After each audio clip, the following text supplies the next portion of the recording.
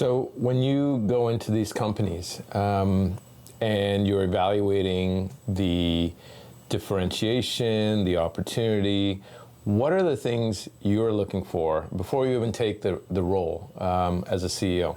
Yeah, one thing I look at is, I just put out a book called Dare to Disrupt, like how to have transformational growth. And I talk about 8 pillars that the company needs. And the first 3 pillars are leadership, culture, people. So I really hone in on the leadership, culture, and people in that, are the leaders performing at an elite level, at a high level? What's holding them back? Because oftentimes they're not. Is it the leaders themselves? Is it the company doesn't have a clear vision? Is it the existing CEO, hasn't put that vision there? And then I really look to the culture. Is the culture driving innovation? I'll give you an example.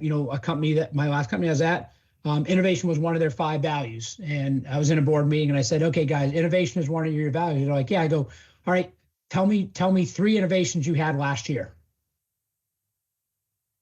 And that was the answer. Like, we just kind of all stared at each other. And I said, guys, if innovation is a value, you should have said, oh, Brendan, 3, we could give you 30.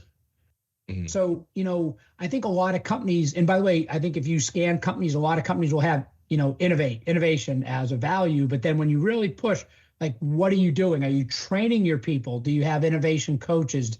I think you'll see they come up short.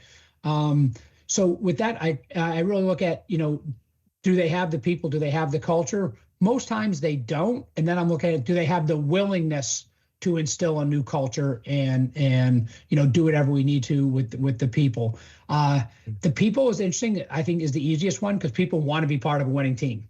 People want to be part of a growth company because in a growth company, there's opportunities, there's promotions, there's ability to try new things. People really want to be a part of that.